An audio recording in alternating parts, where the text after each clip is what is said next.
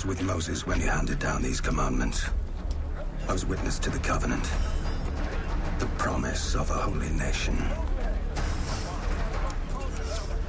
Help me to forge that nation, to lead your people, to inherit their land. Joshua!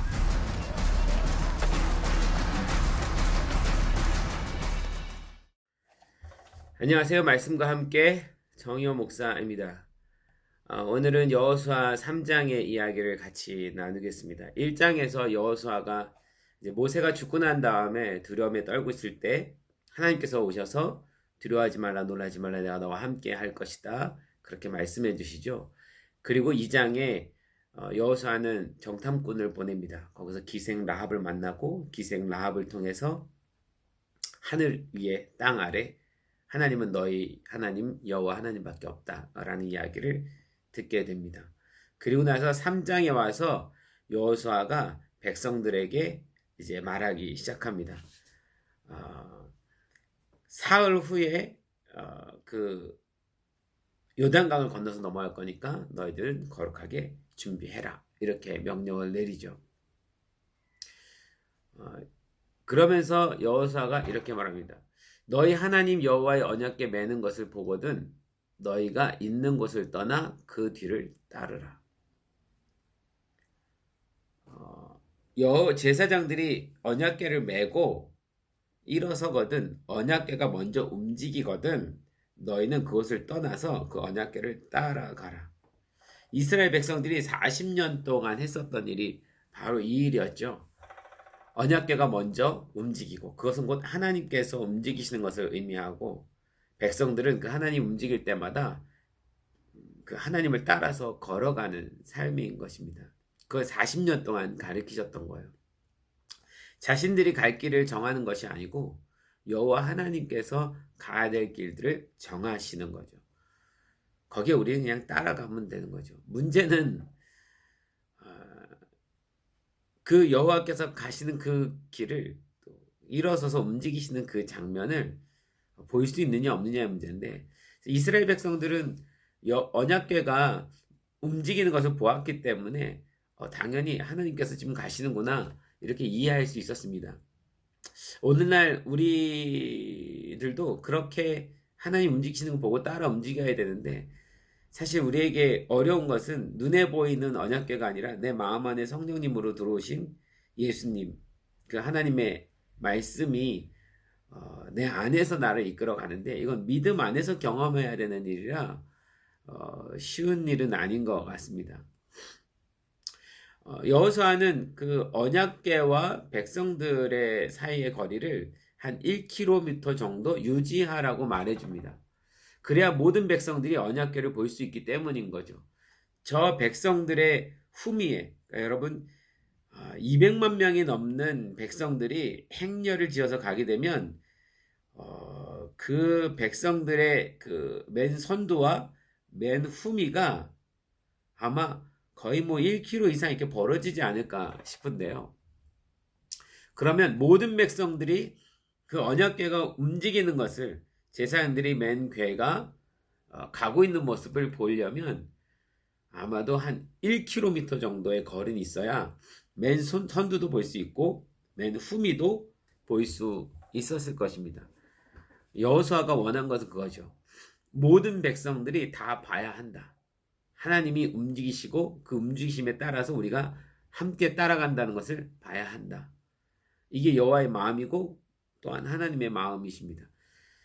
우리의 인생은 우리가 먼저 걸어가는 것이 아니고 하나님 먼저 걸어가시고 그 길 따라가는 것이 옳습니다. 하나님은 이 이스라엘 백성들을 통해서 그것을 가르치고 계신 거죠. 우리도 우리 인생 가운데 하나님께서 날마다 그것을 가르치고 있을 것입니다. 그것을 믿음으로 보느냐 아니냐의 문제인 거죠. 그 여호수아는 그리고 나서 13절에 이렇게 이야기합니다. 13절 제가 말씀을 읽을까요? 온 땅의 주 여호와의 궤를 맨 제사장들의 발바닥이 요단물을 밟고 멈추면 요단물 곧 위에서부터 흘러내리던 물이 끊어지고 한 곳에 쌓여 서리라. 너희들이 그 요단강으로 들어가면 하나님께서 요단강 물을 멈추셔서 벽처럼 쌓이게 될 것이다. 사실 이거는 여호수아에게서 좀 모험이죠. 하나님이 이렇게 해주시면 감사하지만 이렇게 해주시지 않는다면 여호수아의 권위에 엄청난 문제가 생기는 거죠. 그런데도 그는 믿음으로 선포했고 15절에 보면 정말 그와 같은 일이 일어납니다. 궤를 맨 자들이 요단의 이름에 궤를 맨 제사장들의 발이 물에 잠기자 곧 위에서부터 흘러내리던 물이 그쳐서 사르단에 가까운 매우 멀리 있는 아담 성읍 변두리에 일어나 한 곳에 쌓이고 아라바의 바다 여매로 향하여 흘러가는 물은 온전히 끊어짐에 백성이 여리고 앞으로 바로 건널세. 13절에 여호수아가 말했던 것처럼 15절에 하나님은 실제로 그 일들을 행하여 주십니다. 정말 놀라운 일이죠. 당신은 보리를 거두던 때였다고 해요. 보리를 거둔다는 것은 약 3월에서 5월 정도의 시기인데 이때는 요단강의 물이 막 범람할 때라, 늦은 비가 내려서 물이 범람할 때라 아주 수영을 잘하는 장정들도 감히 그 요단강을 건널 수 없었다고 해요. 더더군다나 여러분 위치상 보면 이 여리고가 보이는 요단강은 요단강의 이 하류에 속하거든요. 중류쯤에 속하겠네요. 하류는 사해바다니까. 그럼 상류에서부터 물이 내려오다가 그 중류에서 끊어졌단 말이죠. 근데 그 경사가 약 한 15도 정도의 경사라고 합니다. 그럼 15도 경사로 내려오는 그 물이 한 중간에 끊어져서 멈춰섰을 때 이 물은 계속 흘리면서 벽처럼 쌓이고 그리고 수평을 이루었을 때는 저 상류로 넘어 흐르게 되는 거죠. 사실 이와 같은 일들이 일어나는 것은 정말 초자연적인 어떤 능력이 개입하지 않고서는 일어날 수 없는 일입니다. 흐르던 강물이 멈춘다니요. 멈추는 정도가 아니라 그 강물이 벽처럼 쌓이다니요. 이것이 쌓여서 저 상류에 아담이라는 성읍, 아담이라는 도시가 있었는데 그 도시에까지 넘쳐 흐를 정도로 벽이 쌓여진 거예요. 그리고 이스라엘 백성들은 마른 땅을 건넜더라. 하나님께서 젖은 땅도 아니고 그 순간적으로 그 물을 다 말리셔서 이스라엘 백성들이 마른 그 흙먼지가 날리는 그런 땅을 건너가게 해주셨어요. 사실 이 장면은 과거에 모세가 애굽을 탈출할 때 이스라엘 백성들이 홍해 앞에서 홍해가 갈라지는 장면을 목격하게 되죠. 그리고 그 홍해 갈라진 그 사이를 이스라엘 백성들이 건너는데 그때도 하나님께서 마른 땅을 건너게 해주셨다고 했습니다. 다 건너고 난 다음에 애굽의 군인들은 사장되죠. 지금 그 유물들이 뭐 출토되고 있다는 얘기도 들리고 있는데 이 장면은 이스라엘 백성들에게 있어서 지금 그 현장에 있는 이스라엘 백성들은 출애굽할 때의 이스라엘 백성들이 아닙니다. 다음 세대들이에요. 그들은 그 홍해를 가르신 하나님의 사건에 대해서 전설처럼 이야기를 듣고 있었던 다음 세대인 거죠. 정말 그런 일이 일어날 수 있을까? 과연 정말 강이 멈춰설 수 있을까? 근데 그 전설 같은 일들이 자기 눈앞에 다시 펼쳐진 거예요. 출애굽해서 광야를 지나서 가나안까지 들어간 유일한 두 사람이 여호수아와 갈렙 아닙니까? 나머지는 전부 광야에서 태어난 다음 세대 아닙니까? 그 모세의 홍해 사건을 본 적이 없었던 친구들이죠. 그 친구들이 자기 세대에도 하나님께서 똑같은 기적을 일으키신 것을 목격하게 됩니다. 얼마나 놀랐을까요? 얼마나 행복했을까요? 얼마나 기뻤을까요? 이것은 하나님께서 그 선조들에게 주셨던 은혜를 자신들에게도 주셨고 그 능력을 자신들에게도 보여주셨기 때문입니다.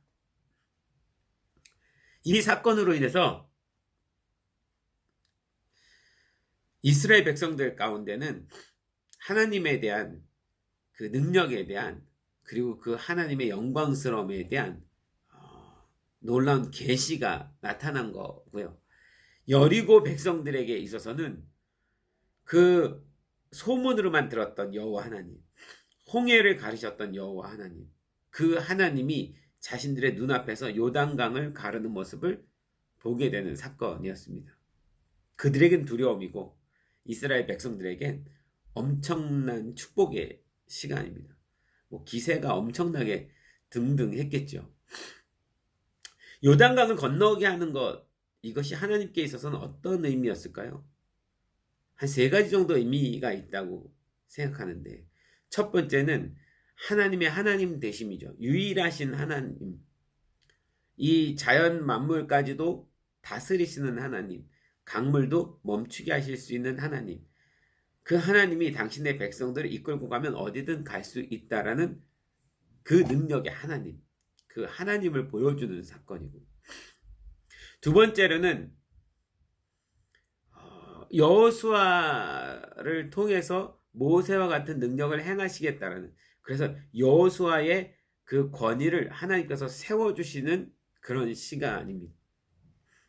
이스라엘 백성들은 모세에게 행하셨던 그 일들이 여호수아의 입술을 통해서 똑같이 일어나는 것을 보고, 와, 하나님의 영이 이제 모세에게서 여호수아에게로 갔구나, 우리가 충분히 따를 만한 그런 지도자구나, 이런 확신이 들게 되었겠죠. 여호수아도 너무 행복했을 것입니다. 그런 기적은 모세만 일으키는 것이라 생각했는데 자신도 일으킬 수 있게 되었으니까요. 세 번째로 하나님은 이 요단강을 건너는 사건을 통해서 이스라엘 백성들에게 가르치시는 것이 있습니다. 사실 제가 생각할 때에는 이스라엘 백성들이 요단강에서 멀리 떨어져 있고 하나님께서 그 요단 강물을 멈추게 하셔서, 그래서 그 멈춰진 것을 보고 건너가게 하면 참 좋겠지만, 하나님은 제사장들이 먼저 그 요단강에 들어가서 물이 잠기기를 원하셨습니다. 제사장들은 백성들을 대표하는 사람들이었죠. 하나님은 동행하기를 원하셨어요. 믿음으로 함께 그 물에, 그 요단강에 발을 디디기를 원하셨어요. 함께 디뎠을 때 하나님께서 그 기적을 일으켜 주시는 거죠. 결국 하나님은 당신의 능력자이시긴 하지만 이스라엘 백성들과 함께 동역하기를 원하셨고, 믿음으로 함께하면 내가 이 기적을 행해 줄 거다, 이것을 가르쳐 주었던 거죠. 점점 이스라엘 백성들은 그렇게 믿음의 사람이 되어가는 것입니다. 저는 이 말씀 보면서 우리 세대를 생각하게 되는데, 우리가 우리 다음 세대를 여호수아 세대라고 이렇게 부르기도 합니다. 이전 세대를 모세의 세대라고 부르기도 하죠. 한국 교회는 이전에 참 놀라운 부흥들이 있었습니다. 1907년도에 부흥도 있었고, 가까이는 1970년도, 80년도, 90년도에 한국 교회에 놀라운 부흥이 있었습니다. 정말 많은 은사와 기적들이 나타났고, 또 하나님의 말씀이 증거되어졌고, 교회들이 성장했고, 한때는 1000만 명까지 성도들이 올라갈 만큼 그렇게 하나님의 부흥기를 겪었습니다. 더더군다나 그 짧은 시기에 우리는 전 세계에서 인구 비율 가장 많은 선교사를 보낸 나라가 되기도 했죠. 이런 역사를 일으킨 세대가 있었습니다. 그런데 지금 세대가 바뀌어가고 있습니다. 그 전 세대의 그 믿음의 선조들은 이제 하나둘 하나님의 부르심을 받아서 하늘로 올라가기 시작한 거죠. 그리고 다음 세대가 지금 그 길을 준비하고 있습니다. 그런데 다음 세대는 그 전 세대가 겪었던 그 하나님의 놀라우신 일들을 이야기만 들은 거죠. 그 성령님의 놀라우신 행하신 일들을 그들은 경험하지 못한 거예요. 이제 하나님께서 그들에게 그 경험을 시켜주실 때가 됐습니다. 여호수아 세대처럼요. 우리에게도 하나님께서 요단강을 건너는 기적을 보여주셔야 될 차례가 되었습니다. 다음 세대에게 그 기적이 필요합니다. 하나님께서는 전 세대에만 함께 하신 것이 아니라 다음 세대 우리와 함께 하신다라는 그 믿음이 필요한 때인 거죠. 그래서 저는 소망합니다. 여러분도 함께 소망하여 주셨으면 좋겠습니다. 분명히 지금 한국교회가 어려움을 겪고 있고, 이 어려움 가운데 많은 사회의 지탄도 받기도 하고, 교회에 더 이상 어떤 능력들이 나타나지 않는다 라고 말하고 있지만 결코 그렇지 않습니다. 하나님께서 분명히 여호수아와 같은 다음 세대를 세우고 계십니다. 그 다음 세대를 통해서 전 세대와 같은 부흥의 일들을 일으키실 것입니다. 특별히 다음 세대는 통일 세대입니다. 통일을 준비하는 세대입니다. 하나님은 그 통일을 그 다음 세대에게 허락하시면서 그 남과 북의 다음 세대들이 함께 모여 하나님을 경배하고 그 하나님 안에서 은혜를 나누고 그 비전과 사명과 열정으로 함께 세계의 선교를 향해서 달려나갈 때 다시 오실 주님을 예비하는 그런 민족, 그런 한국교회가 될 수 있으리라고 믿습니다. 그래서 여러분, 우리 함께 기도합시다. 여호수아 세대와 같은 다음 세대가 일어나기를 위해서 기도합시다. 동일한 하나님의 은혜와 역사를 경험할 수 있는 세대가 일어나기를 위해서 우리 같이 기도합시다. 그래야만 한국교회의 소망이 있는 것입니다. 분명 하나님은 다시 일어나는 이 여호수아 세대의 다음 세대의 믿음의 사람들에게도 이전에 주셨던 그보다 더 큰 능력들을 행하여 주실 것입니다. 오늘도 그것을 기도하면서 기다리는 우리 모두 성도들 됐으면 좋겠습니다.